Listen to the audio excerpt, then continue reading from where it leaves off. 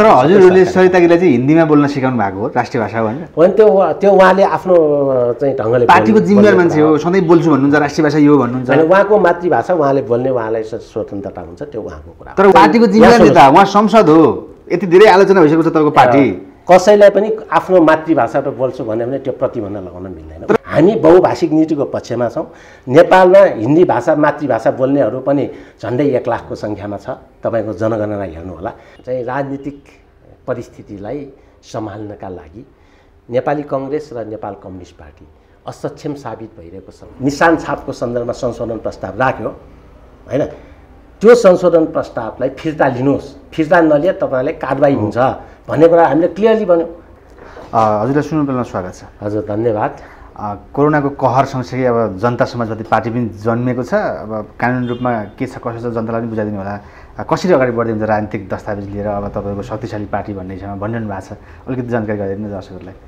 सबैभन्दा पहिला त कुनै पनि राजनीतिक पार्टीको जन्म होइन कुनै व्यक्तिले चाहेर हुँदैन होइन। यो कुनै चाहिँ ग्रेट म्यानहरूले जन्माउने कुरा नि होइन। यो भनेको चाहिँ नीति, सिद्धान्त, विचार हरेक क्षेत्रको विकल्प लिएर जन्मने हो। र यस हिसाबले वर्तमान चाहिँ राजनीतिक परिस्थितिलाई सम्हाल्नका लागि नेपाली कङ्ग्रेस र नेपाल कम्युनिस्ट पार्टी असक्षम साबित भइरहेको सन्दर्भमा हामीले चाहिँ एउटा नयाँ राजनीतिक शक्तिको आवश्यकता देख्यौँ र त्यस कारणले गर्दाखेरि यो पार्टीलाई चाहिँ जन्मायो। हजुरले सुरुमै अब एमाले काङ्ग्रेसलाई असक्षम भनिसक्नुभयो, तर सरकार त एमाले नेकपाबाटै चलिरहेको छ। किन प्रतिरोध गर्नुपर्ने आवश्यकता हो र? अब सरकार त लामो समयदेखि चल्दैछ नि त। सरकार अहिले मात्रै होइन, नेपालमा अब 60 सालको परिवर्तन पछि पनि अब राजनीतिक दलहरूले सरकार चलाउँदै आयो होइन। पञ्चायती व्यवस्थामा अर्कै ढङ्गको भयो, फेरि 46 सालको परिवर्तन पछि पनि राजनीतिक दलहरूले नै चलाउँदै आयो। फेरि 62-63 सालको जनक्रान्ति पश्चात चाहिँ फेरि नयाँ ढङ्गले होइन राज्यको पनि चाहिँ पुनर्संरचना भयो।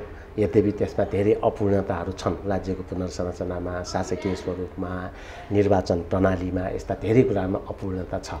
तथापि एउटा ढाँचा आएको छ र त्यस पश्चात पनि निर्वाचनबाट चाहिँ अब नयाँ सरकार बन्यो। तर नयाँ सरकार बनिसकेपछि यसले चाहिँ नयाँ चाहिँ पन दिन सकेन।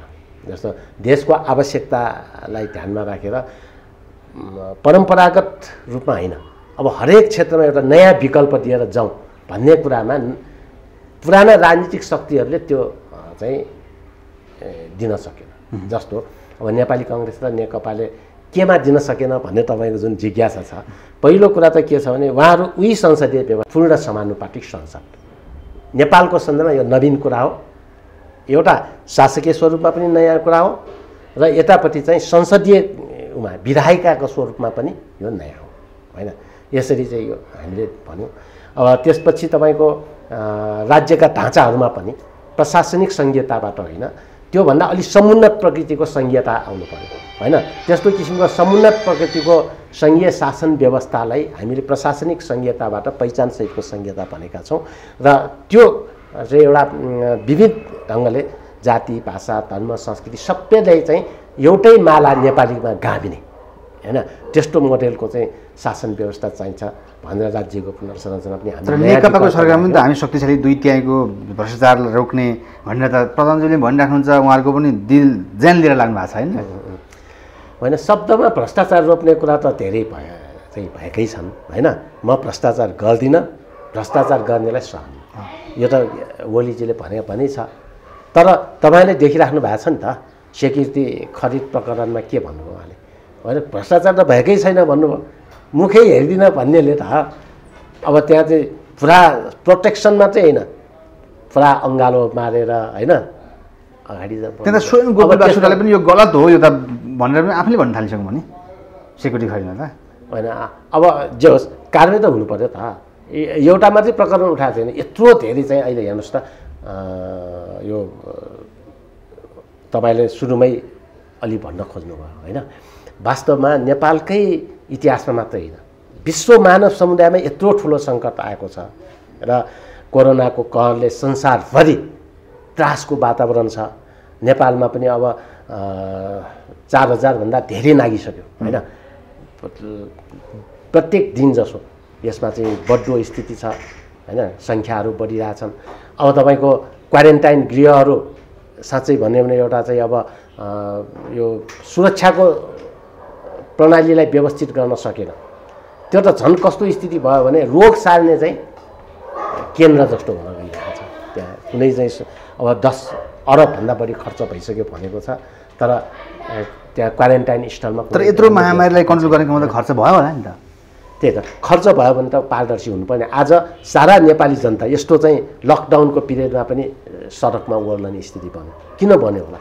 किनभने क्वारेन्टाइन गृह मात्रै होइन, औषधि उपचार खर्चमा मात्रै होइन, हरेक किसिमको व्यवस्थापनमा समेत भ्रष्टाचार भइरहेको कुराहरू बाहिर आइरहेका छन् हैन। ओम्नी प्रकरणदेखि आजसम्मको स्थिति हेर्नुहोस् त हैन। ती सबै कुराले के स्थिति बनाइदियो भने नेपाली जनता अत्यन्तै आहत भएर आज चितवनमा निकै ठुलो प्रदर्शन भयो, हिजो काठमाडौँमा निकै ठुलो प्रदर्शन थियो, आजै पनि काठमाडौँमा ठुलो प्रदर्शन भइरहेको छ, पोखरामा प्रदर्शन भइरहेको छ। नेपालका कोरोनाको महामारीमा प्रदर्शन हुँदा तपाईँहरू खुसी हुनुहुन्छ र? प्रदर्शनको कारणले गर्दा खुसी भएको भने होइन। मैले के कारणले यो कुरा भनिरहेको छु भने राज्य चाहिँ असफल हुँदै गइरहेको छ। ओली नेतृत्वको सरकार, उहाँ भाषण सम्मात हुनुहुन्छ हैन, भाषणबाट उहाँले अहिले नै स्वर्ग बनाइदिएला कि जस्तो गरी गर्नुहुन्छ, तर राजनीतिक व्यवहार ठिक उल्टो छ। अनि त्यो ढङ्गको चाहिँ कुनै व्यवस्थापन छैन। देशको चाहिँ सम्पूर्ण शक्तिलाई परिचालन गर्न जनताले त उहाँलाई नै चुनेर यत्रो गरिदिनु भयो त। त्यही त एकपटकको जनमत सधैँको जनमत होइन। त्यस्तो त धेरै शक्तिहरूलाई पनि खासका समयमा चुन्छन् हैन, अर्कोचोटि चाहिँ विस्थापित गर्छन्। यो त संसारकै चाहिँ व्यवस्थाहरूमा भइरहेकै छ नि। पूर्व प्रधानमन्त्री डाक्टर बाबुराम भट्टराई पनि ल्याएर तपाईँहरू शक्तिशाली हुनुभएको छ अहिले होइन। मैले भन्ने नि कि कुनै पनि पार्टीको निर्माणका सन्दर्भमा नीति सिद्धान्त र विचार प्रमुख कुरा हो। यो नीति सिद्धान्त र विचारमा डाक्टर बाबुराम भट्टराई एउटा बौद्धिक पर्सनालिटी हो हैन, र उहाँले धेरै चाहिँ नयाँ नयाँ वैचारिक राजनीतिक गृह कार्य गर्नुहुन्छ। त्यसरी नै अब अर्को चाहिँ अब हाम्रा थुप्रै नेताहरू त्यत्रो दशक जनयुद्ध गर्नुभयो होइन, प्रधानमन्त्री पूर्व हुनुभयो, तर तपाईँले ल्याएर विजय प्राप्त गरे जस्तो लाग्छ? के लाग्छ? होइन, हामीले ल्याएको होइन, उहाँ आउनुभयो। उहाँ आउनुभएको पनि होइन। तपाईँहरूले मैले त्यही त भन्दैछु, पार्टीको निर्माण चाहिँ नीति सिद्धान्त र विचारका आधारमा हुन्छ। त्यो नीति सिद्धान्त र विचारलाई जसले समर्थन गर्छ उनीहरू सबै एकताबद्ध हुने हो। त्यसरी एकताबद्ध हुने क्रममा नै महन्त ठाकुरजी वा चाहिँ उपेन्द्र यादवजी, अशोक राईजी हैन, थुप्रै नेताहरू हामीहरू हैन, सबै चाहिँ एकजुट भयो नि त। बाबुरामजी पनि त्यही ढङ्गले हो। मैले भन्न खोजेको त्यो हो हैन। हामी सबै किन एउटै ठाउँमा आयौँ? न आमातिरको मामा न बाबुतिरको काका, हामी त सबै एउटै ठाउँमा आएको त नीति सिद्धान्त र विचार। तर बाबुरामलाई ल्याएर झुक्क्याउनु भएको थियो नि त, चौथो परिवर्तन किन पार्नु भयो? त्यस्तो बाहिर किन आयो? अहिले त चाहिँ के छ भन्दाखेरि हामीले दुईजना अध्यक्ष मात्रै न पदाधिकारी राख्यौँ, अनि वरिष्ठ नेता 3 जना राख्यौँ। वरिष्ठ नेताहरूमा अब त्यो सबै कुराहरू प्रोटोकलहरू निर्धारण गर्ने त्यो सबै कुरा प्रधानमन्त्री भइसक्यो अहिले। अब चाहिँ के होइन, अहिले त प्रधानमन्त्री भइसकेको वा भइ नसकेको कारण त क्लियर गरे होइन नि त। अहिले त उहाँको छवि, उहाँलाई जहाँसुकै राखे पनि उहाँ एउटा प्रधानमन्त्री हो नि त होइन। देशमा प्राय 1 नम्बरको चाहिँ कार्यकारी नेता भएर चलाइसक्यो। तर महन्त ठाकुर र उहाँको त गडबडै भएछ नि त यो पदमा त होइन। यो गलत कुरा हो, किन हामीले पदाधिकारी चयन गर्न नसकेको, पहिला त्यसको चाहिँ काम बाँकी राखेको, हतारको अवस्था पनि बन्यो। टिपेक्स किन लाउनु त? त्यो टिपेक्स काण्ड भयो क्या यहाँ त। बाबुराम भट्टराईको टिपेक्स नाम लाउनु हो नि, नाम यस्तो हो। हामीले सबै पदाधिकारीलाई प्याकेजमा गरौँ भन्ने भयो। यहाँ सुन्नु, अहिलेलाई 2 जना अध्यक्ष राखेर जाने होइन केन्द्रीय समितिको, बाँकी जस्तो सङ्घीय परिषद अध्यक्ष को भन्ने कुरा त अहिले किटान भएको छैन नि। त्यसपछि अब सह अध्यक्ष को भन्ने कुरा पनि किटान भइसकेको छैन। अब उपाध्यक्ष होइन वा चाहिँ महासचिव, उपमहासचिव, सचिव, कोषाध्यक्ष, त्यो सबै पदहरू त पद विभाजन भएकै छैन। त्यसैले अहिले खालि 2 अध्यक्ष मात्रै राखेर जाने कुरा हो। त्यस कारणले गर्दाखेरि अहिले चाहिँ अब त्यो तपाईँले जुन टिपेक्स लगायो भन्नुभयो नि, मैले जनताले त्यत्रो थाहा पाएँ टिपेक्स लगाएको देखियो तपाईँको उसमा होइन। त्यही त मैले त्यसको त प्रश्न भने नि त होइन। अहिले 2 जना अध्यक्ष मात्रै राखेर जाने। अहिले अन्तिम अवस्थामा बाबुरामजीलाई चाहिँ झुक्क्याएको भनेर मान्छेले पनि त्यस्तो टिका टिप्पणी गरे क्या, तपाईँहरूले चाहिँ त्यस्तो गरिदिनु भएको छ? किन झुक्क्याउनु पर्छ? त्यस्तो होइन। उहाँ त वास्तवमा हाम्रो पार्टीभित्र होइन तपाईँको कुनै पदमा रहे पनि नरहे पनि उहाँको चाहिँ सिनियरिटी होइन देशको प्रधानमन्त्री भइसकेको व्यक्तिको हिसाबले उहाँ 1 नम्बर त त्यसै पनि हुनुहुन्छ त। त्यसमा चाहिँ अब उहाँलाई ल 10 नम्बरमा राख्नुहोस् त के नेपालको मिडिया होइन नेपालका जनमत नेपालका चाहिँ राजनीतिक कर्मीहरू होइन उहाँहरूले चाहिँ उहाँले 10 नम्बरको नेता त भन्दैन होला नि त। अहिले नै पनि हेर्नुहोस् न तपाईँले जहाँसुकै भन्नुहोस् अहिले त के छ भने एबिसी भने बा आई भन्यो त्यस हिसाबले चाहिँ वरिष्ठ नेताहरूको चाहिँ वर्णानुक्रम राखियो हो र अरू उहाँको प्रोटोकल के हो भन्ने कुरा त निर्धारण हुन बाँकी नै छ। सबैभन्दा पहिला त पदाधिकारी चयन हुन बाँकी छ कि 2 अध्यक्ष बाहेक त पदाधिकारी त चयन हुन बाँकी भयो अरू होइन 3 वरिष्ठ नेता भनेर अहिलेलाई उहाँलाई वरिष्ठ नेता मात्रै राखेको छ। अब भोलि त अब सङ्घीय परिषदको चाहिँ अध्यक्ष सहअध्यक्ष वा मैले अघि पनि भने विभिन्न पदाधिकार भनौँ न सबै पदाधिकारीहरू चयन भएपछि त्यसको प्रोटोकलहरू सबै कुरा आइहाल्छन्। नेपालको नक्सा कालापानी लिपिले गयो भने तपाईँको मतभेद छैन नेताहरूमा? छैन। हामीले त हेर्नुहोस् यसको 3टा प्रक्रियामा त हामी सहभागी भइसक्यौँ। के छ भन्दा पहिलो प्रक्रिया के भने एउटा राष्ट्रिय सहमतिका लागि यस्तोमा चाहिँ डाक्नुपर्छ भन्यो हामीले। एकपक्षीय ढङ्गले चाहिँ गर्न खोज्दा हामीले के भन्यो भने यो राष्ट्रिय मामला हो सँगै बस्नुपर्छ भनेर हामीले लबिङ गऱ्यौँ र भनिसकेपछि ओलीजीले बोलाउनु भयो र त्यहाँ बोलाइसकेपछि अब यो चाहिँ अब भूमिको मामला हो होइन। नेपालको राष्ट्रियताका 2 पक्ष छन्। एउटा आन्तरिक राष्ट्रियता भनेको नेपालका विविध जाति भाषा धर्म संस्कृति सबै जुनसुकै भाषा बोल्ने भए पनि ऊ नेपाली होइन जुनसुकै धर्म मान्ने भए पनि ऊ नेपाली हुने हामी सबैको एकता होस् जुनसुकै ठाउँमा बस्ने भए पनि ऊ नेपाली हो भन्ने भावनाले आन्तरिक राष्ट्रियताहरूलाई एकजुट बनाउने र त्यसरी एकजुट भयो भने मात्रै के हुन्छ तपाईँको चाहिँ बाह्य शक्तिहरूसँग पनि बसेर कूटनीतिक पहलमा होस् वा अरू कुनै पनि पहलमा होइन डरको साथ अडान राख्न बल मिल्छ। सबै हामी सिङ्गो देश नै एकजुट छौँ भन्ने सन्देश जानुपर्छ भन्यो उहाँले डाक्टरको त्यसमा हामी सामेल भयौँ सबै भयो होइन सबैको एउटै राखेर भयो त्यहाँ एउटा कुरा त्यो। अब दोस्रो कुरा के भने अब नक्सा जारी गर्ने सन्दर्भमा पछि पनि एकचोटि छलफल भयो। त्यो छलफलमा हामीले सुगौली सन्धिको पश्चिम जुन कालीनदी पश्चिमको भूभाग त्याग्ने भन्ने छ नि त्यो ल्याङ्ग्वेज त्यसबाट हेर्दा कालीनदी पश्चिमको हामीले त्याग्यौँ कालीनदी पूर्वको सबै नेपालको हो भन्ने कुरामा हामी सबैको एउटै राखेको छ। तपाईँ सहअध्यक्ष र हजुरको पार्टी जिम्मेवार पार्टीको वास्तविक धारणा कालापानी लिम्पियाधुरालाई के भन्नुहुन्छ? त्यही मैले भन्दैछु। मैले 3टा कुरा भने नि होइन एउटा भने दोस्रो पनि भन्दै थिएँ। नक्सा जारी गरौँ भन्नुभयो एकदम ठिक छ सबै सहमत हुन्छ हामी सहमत भयौँ र नक्सा नेपालकै हो भन्नुहुन्छ। दोस्रो कुरा गरेर तेस्रो अब मैले तेस्रो 3टा पुटामा त हामी सबैसँगै गइसक्यौँ। तेस्रो चाहिँ के भयो भने अब त्यो चाहिँ यो विचार गरियोस् संसदभित्र यो चाहिँ टेबल गरेपछि यसको छलफलका लागि विचार गरियोस् भन्ने प्रस्ताव राख्दछ। त्यो प्रस्तावमा हामीले समर्थन गरेर होइन मैले र लक्ष्मणलाल कर्ण हामी दुईजनाले प्रश्नका साथ त्यहाँ बोलिसक्यौँ। हाम्रो पार्टीले यसलाई समर्थन गर्छ हाम्रो पार्टीले भोट हाल्छ राष्ट्र र राष्ट्रियताका बारेमा एकदम क्लियर हुन्छ। तिनवटा ऊबाट हामी अगाडि बढिसक्यौँ। अब चौथो काम बाँकी छ त्यसपछि सकिन्छ। त्यो चौथो काम भनेको कहिले भने सायद चाहिँ अब 31 गते होइन यसबारे चाहिँ अब संसदभित्र प्रवेश गर्छ मतदानका लागि अनि त्यहाँ चाहिँ बहस हुन्छ विभिन्न राजनीतिक दलहरूले आफ्ना धारणाहरू राख्छन् त्यसपछि त्यसको चाहिँ फाइनल मतदान हुन्छ र मतदान भइसकेपछि त्यो चाहिँ औपचारिक रूपमा नेपालको संविधानको अङ्ग बन्छ। राष्ट्र राष्ट्रियता भाषामा तपाईँहरू एकदम क्लियर हुनुहुन्छ नेपालको कन्टेक्स्टमा होइन हामीले भन्यो भने अहिले चाहिँ अब जुन चाहिँ नेपालको स्थिति छ त्यो यो बहुजातीय बहुभाषी बहुसांस्कृतिक विशेषता सहितको नेपाल एउटा चाहिँ अब राज्य राष्ट्रको रूपमा रहेको छ होइन स्टेट नेसनको रूपमा। नेपालभित्र त अहिले मल्टी स्टेट्सहरू छन् नि जसरी भारतमा मल्टी स्टेट्स छन् अमेरिकामा मल्टी स्टेट्स छन् अमेरिकामा एउटा सङ्घ राज्य छ केन्द्रमा होइन अरू 50 वटा राज्यहरू छन्। भारतमा एउटा सङ्घ राज्य छ अर्को चाहिँ सङ्घीय राज्यहरू 29 वटा छ। अब नेपालमा एउटा सङ्घ राज्य छ 7 वटा सङ्घीय राज्यहरू छन् होइन।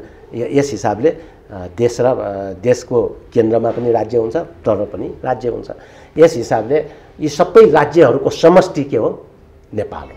त्यसकारण चाहिँ नेपाल भन्ने बित्तिकै हामी सबैले गौरव राष्ट्रिय भाषा के नेपालको?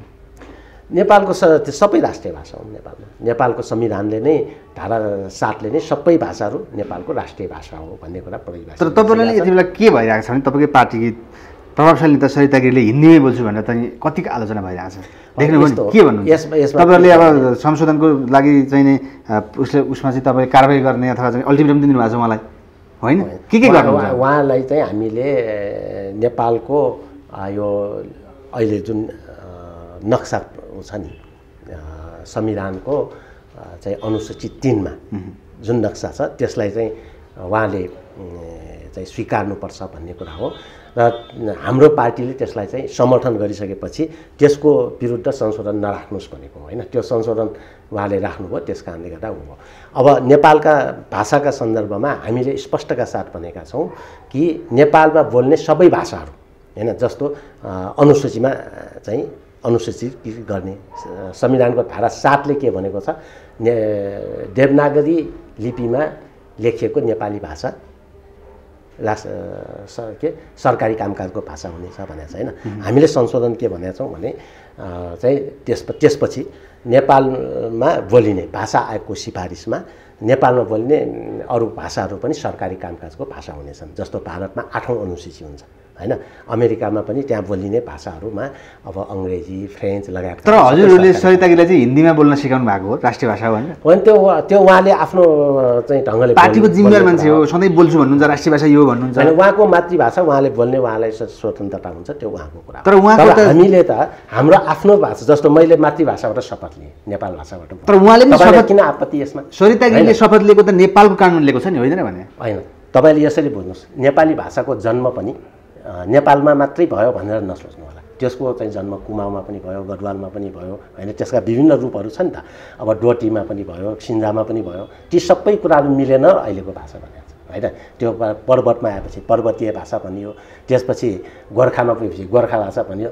यसरी भाषाको आफ्नो चाहिँ हुन्छ। अब पूर्वमा बोल्ने भाषा फरक हुन्छ, यही भाषा पनि होइन। अब तपाईँले कुमाऊ गढवालमा यही भाषा चाहिँ सरकारी कामकाजको छ, भारतको अनुसूचीमा यो के नेपाली भाषा छैन र? त्यसैले भाषाले त्यसरी गर्नु हुँदैन। जस्तो अङ्ग्रेजी भाषा हाम्रो कसैको पनि मातृभाषा, नेपालको कानुनमा जे छ त्यो गर्ने भनेर सम्झना लेखा छैन, त्यो छैन। त्यस कारण त पहिलेदेखि अब आज होइन, धेरै अगाडिदेखि बोल्दै आएका छन्। नेपालमा के छ भने अहिले सरकारी कामकाजमा लेखिने भाषाको रूपमा नेपाली छ अहिले होइन। प्रादेशिक भाषाहरू प्रदेशकोमा पनि बहुभाषाको हुन्छ, प्रदेशमा पनि संसदले निर्णय गरेर भाषा प्रयोग गर्न पाउँछ। अब हाम्रो चाहिँ केन्द्रको सरकारले पनि आफ्नो भाषाहरू छनौट गर्छ। सरिता गिरीले हिन्दी भाषा बोलेको ठिक भन्नुहुन्छ कि बेठिक भन्नुहुन्छ भनिदिनुहोस् न। होइन, म यसमा पार्टीको जिम्मेवार नेता, उहाँ संसद हो, यति धेरै आलोचना भइसकेको छ तपाईँको पार्टी। कसैलाई पनि आफ्नो मातृभाषाबाट बोल्छु भन्यो भने त्यो प्रतिबन्ध लगाउन मिल्दैन। तर उहाँ शपथ खुवाएको होइन तपाईँले आफ्नो नेतालाई? नेपालमा के हिन्दी भाषा बोल्नेहरू कतिौँ पोजिसनमा छ ल भन्नुहोस् त? यहाँ एकल भाषा एकाधिकार विशेषाधिकार चलाउने त होइन। हिन्दी भाषा बोल्नुपर्छ भन्ने कुराहरू छैन, तर उहाँको आफ्नो मातृभाषा हो र भने संसदले चाहिँ त्यसलाई चाहिँ अब उल्टा गरेर राख्ने व्यवस्था गर्छ। जस्तो नेपाली भाषा इन्डियामा बोल्दाखेरि तपाईँलाई आपत्ति छ त? तर किन विरोध गर्नु? तपाईँको घर फोड्न छैन। यदि नेपाली भाषा जस्तो भारतीय संसदमा बोल्दाखेरि के भन्नुहुन्छ? त्यसैले कि हामीले इङ्ग्लिस भाषा बोल्दाखेरि तपाईँलाई आपत्ति हुन्छ? तर अहिले आपत्ति भइसक्यो, तपाईँको पार्टी कार्यालयमा आज तर्फु गरे होइन? होइन, गर्न गएको थियो नि, त्यो कुरा गलत हो। तपाईँ सरिता गिरीको घरमा तर्फु भइसक्यो। भाषा भनेको सरिता गिरीले इन्डिया पठा भनेर विरोध गर्न थालिसक्यो। तपाईँहरूले बुझ्नुपर्ने कुरा के हो भने भाषा भनेको कम्युनिकेसन, जनतालाई बुझाउनु पर्यो नि हजुर। तपाईँको भाषाको चाहिँ सर्वश्रेष्ठ, अरूको भाषा चाहिँ सर्वश्रेष्ठ होइन भन्न मिल्दैन। जस्तो मेरो मातृभाषा नेपाल भाषा हो नि त। यो देशमा नेपाल भाषालाई हटाएर हाम्रो नाम समेत खोसेर, जस्तो हामी वास्तवमा त्यो त गोर्खा भाषा थियो, त्योभन्दा अगाडि पर्वतीय भाषा थियो, त्योभन्दा अगाडि खस भाषा थियो, तर अहिले त नेपाली भन्यो नि त। त्योभन्दा अगाडि नेपालका गजेटहरूमा नेपाल भाषा भन्नाले केलाई जनाउँथ्यो? नेपाल भाषा भन्नाले त मेरो मातृभाषाले जनाउँथ्यो नि, हो कि होइन? म भन्छु कि त्यसपछि तपाईँको अब देशलाई चाहिँ उमा लाँदा, संयुक्त राष्ट्र सङ्घमा लाँदा के यो देवनागरी लिपि लेखाएको थियो र? भारतको देवनागरी लिपि चाहिँ यहाँ प्रयोग गर्दाखेरि चाहिँ राष्ट्रवादी हुने यहाँ कस्तो चिन्तन देखियो भने देवनागरी लिपि नेपालको हो र? तर नेपालमै जन्मिएको हाम्रो मात्रै भन्ने हो भने नेवारहरूले युज गर्ने मात्रै एउटा चाहिँ होर्डिङ बोर्डहरूमा युज्ने रञ्जना लिपिदेखि डे टु डे फङ्सनमा आउने प्रचलित लिपिहरू छन् होइन। तर यी सबैलाई मारेर अनि इन्डियाको देवनागरी लिपि प्रयोग गरेर राष्ट्रवादी तपाईँ ठान्नुहुन्छ त्यसलाई? तपाईँको ल भन्नुहोस्। तर संसदमा यही सरिता गिरीको तपाईँलाई मैले प्रश्न गरेँ, देवनागरी लिपि इन्डियन हो होइन? त्यो देवनागरी लिपि चाहिँ जुन बेला चाहिँ संयुक्त राष्ट्रमा लिएर गयो, संयुक्त राष्ट्रसँगले के भने यो इन्डियन लिपि हो तिमीहरूको रहेनछ भनिसकेपछि अनि यहाँबाट के भयो, हतार रञ्जना लिपि चाहिँ हाम्रो हो भनेर लेखेको होइन र? अहिले पनि त छ। अनि त्यही देवनागरी लिपि चाहिँ संविधानमा चाहिँ राखेर गइरहेछ। अनि अब सम्मतै भन्नुहोस्, अहिले संसारभरि भारतले पनि विक्रम सम्मत युज गरिरहेको छ र होइन? विक्रमादित्यको नामबाट आएको त्यो त छैन नि, भारतले मैले एउटा कुरा भने कि अब विक्रम सम्मत चाहिँ कहाँको सम्मत हो? नेपालको हो। नेपालको आफ्नो नेपाल सम्मत थियो होइन? अब अहिले चाहिँ इन्टरनेसनल प्रचलनमा जहाँ पनि तपाईँको चाहिँ ईस्वी सम्मत चलिसक्यो। अनि इन्डियाको चाहिँ त्यो सम्मत चलाउँदा चाहिँ अनि कहाँको राष्ट्रवाद हुन्छ त? त्यसैले यो राष्ट्रवादको डोरो मापदण्ड नबनाउनुहोस्। हामीले यहाँ हिन्दी भाषा प्रयोग गर्नुपर्छ भन्ने पार्टीको निर्णय छैन र हाम्रो निर्णय पनि होइन। तर कोही व्यक्तिले आफ्नो चाहिँ मातृभाषा युज गर्छु भन्यो भने त्यो चाहिँ उसको अधिकारको कुरा हो। तर देशभर व्यक्ति, भोटर व्यक्ति संसदमा गएर अन्तर्राष्ट्रिय राष्ट्रिय नै बेइज्जत हिसाबले गर्न पाइएन भन्ने कुरा भाषा बोल्नेमा बेइज्जत तपाईँको लागि भयो होला, तर त्यो तपाईँको पार्टीको लागि भइसकेको छ नि अहिले? हुँदैन यस्तो। हामी बहुभाषिक नीतिको पक्षमा छौँ। नेपालमा हिन्दी भाषा मातृभाषा बोल्नेहरू पनि झन्डै 1 लाखको सङ्ख्यामा छ। तपाईँको जनगणना हेर्नु होला। अब नेपालमा जब मेरै भाषा हो भनेर मातृभाषा लेखाएका जनता छन्, कि तपाईँले त्यो हाम्रो जनता होइन भन्नु पर्यो? जस्तो भारतमा पनि मैले भने नि, कुमाउ गढवालमा किन नेपाली भाषा चाहिँ त्यहाँ प्रयोग हुन्छ? त्यहाँ पनि नेपाली भाषा बोल्ने छन् होइन? अब सिक्किममा किन प्रयोग हुन्छ? त्यहाँ पनि नेपाली भाषा बोल्ने छन्। त्यसले अब हाम्रो पनि हिन्दी भाषा बोल्नेहरू पनि, जस्तो तराईमा के देखिन्छ भने मैथिली भाषा मातृभाषा भन्नेहरू छन्। तपाईँको अर्को के भोजपुरी, तर नेपालको राष्ट्रिय नेपाली हो नि। अब यही त त्यो एकल राष्ट्रवादमा नजानुहोस्, यो नस्लीय राष्ट्रवाद हो। हामी के जान्छौँ भने बहुजातीय बहुभाषिक मुलुकमा बहुलतायुक्त राष्ट्रवाद हामीले भन्ने भनेको मल्टिनेसनल चाहिँ मतलब जुनसुकै जातका जुनसुकै ठाउँका मान्छे भाषण संसदमा बोल्नुहुन्छ तपाईँहरू? नेपाली, मैथिली, हिन्दी? मैले कुनै पनि भाषण गर्दा सबैभन्दा पहिला मेरै भाषा बोल्छु, जोजोलोपा भनेरै बोलेको छु त मैले। अब तपाईँको अङ्ग्रेजीमा बोल्नेहरू पनि सांसद हुन सक्छन्। जस्तो हाम्रो सरकारी कामकाजमा के यो हाम्रो संविधानमा अङ्ग्रेजी भाषा सरकारी कामकाजको भाषा भनेर लेखा तपाईँले देख्नु भएको छ? हो, त्यो अन्तर्राष्ट्रिय भाषा परेर। अनि तपाईँ चाइनिज चाहिँ के अन्तर्राष्ट्रिय भाषा हुन्न? वा फ्रेन्च अन्तर्राष्ट्रिय, इङ्ग्लिस त सबै अन्तर्राष्ट्रिय भाषा बनाएको छ। त्यहीँनिर तपाईँको डबल स्ट्यान्डर्ड देखियो क्या। तपाईँ त यहाँनिर चाहिँ डबल स्ट्यान्डर्ड अप्नाउनु। किन भन्दाखेरि जब तपाईँ हाम्रो संविधानमा खोज्नुहुन्छ, संविधानमा त्यो लेखेको छ त अङ्ग्रेजी चाहिँ अन्तर्राष्ट्रिय भाषा हो, यो चाहिँ नेपालमा प्रयोग गर्न अन्तर्राष्ट्रिय कानुनमा प्रमाणित भएको कुरा हो। त्यो अन्तर्राष्ट्रिय कानुनमा पनि प्रमाणित कुरा होइन यो तपाईँले गलत भन्नु। अन्तर्राष्ट्रिय रूपमा विभिन्न भाषाहरू प्रयोग भएका हुन्छन्। हामीलाई सहयोग पुग्दाखेरि विनिमयमा व्यापारमा तपाईँ सडकमा जानुभयो भने पनि तपाईँले जुन भाषा बोल्दाखेरि तपाईँले सहज हुन्छ त्यही बोल्ने हो। त्यसैले नेपाललाई हाम्रो पार्टीको जन्म नै किन भइरहेछ भने एकल जातीय राज्य बनाउन पाइँदैन। यसैमा समस्या हजुर। जस्तै सुन हजुरको भनाइअनुसार चाहिँ सरिता गिरी जस्ता माननीयज्यूहरूले चाहिँ अब उहाँको माइती इन्डिया भएको त भाषा पनि उहाँले त्यही प्रयोग गरेर पनि मेरो देश पनि इन्डिया भन्न पाउने हो त भन्न? एउटा मेरो देश इन्डिया भनेर उहाँले कहाँ भन्न पाउनुहुन्छ? अहिले त यहाँ चाहिँ उहाँले विवाह गर्नुभयो होइन, एउटा गिरी फ्यामिलीसँग विवाह गर्नुभयो, त्यसअनुसार बस्नुभयो। अब मेरो देश के इन्डिया त भनेको छैन होला नि। भाषा भनिसकेपछि जन्म त्यहाँ भएको कुरा त तपाईँले जन्माउने होइन। अब यहाँ ल सरिता गिरी यो ठाउँमा जन्माउने त्यो ठाउँमा जन्मने भनेर उहाँ त त्यो त ऐतिहासिक रूपमा एउटा इतिहासमा उहाँ त्यता जन्मिनु भयो। अब विवाह नेपालमा भयो, त्यो सकिगयो यो कुरा।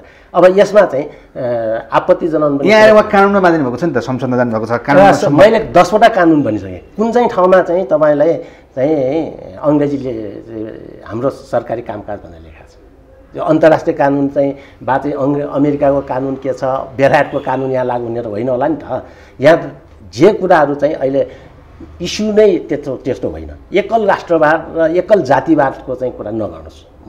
म के भन्छु भने सबै जाति भाषा धर्म संस्कृतिको फुलबारी हो। त्यसो भए हजुरलाई यसै विषय किन विरोध आउँछ त? तपाईँको पार्टी यहाँ तोडफोड गर्न जानुपर्ने, सरिता गिरीको ढोका फोड्नुपर्ने किन यस्तो भइरहेको छ? हाम्रो पार्टीमा कसैले तोडफोड गरेको मलाई थाहा छैन। त्यो तपाईँले चाहिँ अनावश्यक एजेन्डा बनाउँदै हुनुहुन्छ होइन। हाम्रो पार्टीमा त्यस्तो केही पनि भएको छैन। तपाईँलाई विरोध गर्नुपर्ने अब हामीले भन्नुपर्ने कुराहरू हामीले भनेका छौँ। जस्तो सरिता गिरीजीले पार्टीको धारणा विपरीत होइन, उहाँले जब चाहिँ यो निशान छापको सन्दर्भमा संशोधन प्रस्ताव राख्यो होइन, त्यो संशोधन प्रस्तावलाई फिर्ता लिनुहोस्, फिर्ता नलिए तपाईँलाई कारबाही हुन्छ भन्ने कुरा हामीले क्लियरली भन्यो।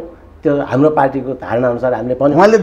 यही कुरा अरू अरू मान्छेहरूले पनि कतिपयले बोलेका छन्, मैले नाम लिन्न होइन, अरू पार्टी अरू पार्टीका व्यक्तिहरूको तपाईँ खोज्नुहोस् न, तपाईँ पत्रकार भएर होइन, पत्रकारहरूले त यो सबै देखिरहेको क्लियर पारिदिनु पर्यो नि जनतालाई। पाउँदैन त, त्यो तपाईँहरूले क्लियर पार्ने तपाईँको हो। तपाईँ यही आग्रह पूर्वाग्रह छैन भने त तपाईँहरूले खोज्नु पर्यो होइन। अब यो लिम्पिया ढुराकै बारे चाहिँ यो नेपालको हो होइन भनेर बोल्ने अरू नेताहरू पनि त्यहाँ विभिन्न देखिन्छन्। तर हामीले तपाईँ यति कुरा बुझ्नुहोस् कि हाम्रो पार्टीले तुरुन्तै होइन निशान छापको बारे फिर्ता लिनुहोस्, नभए कारबाही हुन्छ भन्ने कुरा त हामीले कारबाही कस्तो किसिमको सरितागिरीलाई कारबाही कस्तो हुन्छ त्यसो भन्दा नि अब पहिला चाहिँ उहाँले चाहिँ के गर्नुहुन्छ अब हेरौँ।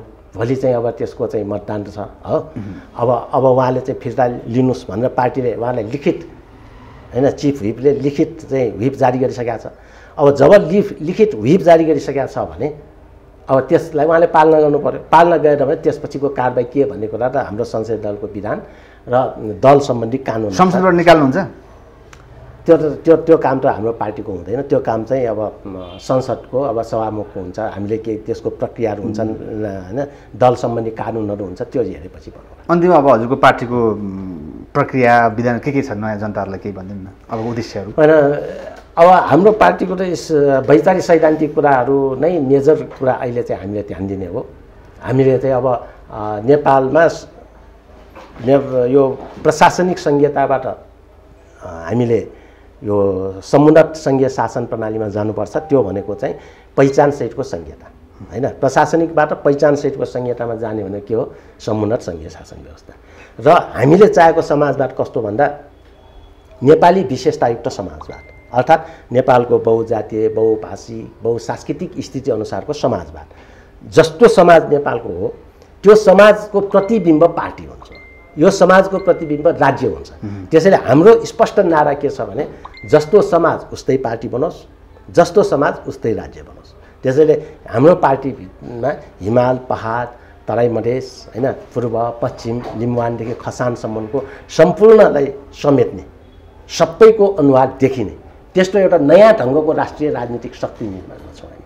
त्यसैले हाम्रो पार्टी नै यस्तो एउटा राजनीतिक पार्टी बन्छ, यस्तो एउटा राष्ट्रिय शक्ति बन्छ जसमा चाहिँ सबैलाई समेटेर जान्छ, सफल हुन्छ भन्ने आशा छ। त्यसरी जान्छौँ र यो विचारधारालाई समेटेर हामीले अब समुन्नत सङ्घीय शासन प्रणाली भएको समाजवादी व्यवस्थामा जाने भनिसकेपछि त्यसलाई चाहिँ हामीले समुन्नत सङ्घीय समाजवाद भनेर ठहराइ गएका छौँ। यसका दुईवटा मुख्य सिद्धान्त छन्, एउटा सङ्घवाद फेडरलिजम र दोस्रो चाहिँ समाजवाद सोसियलिजम।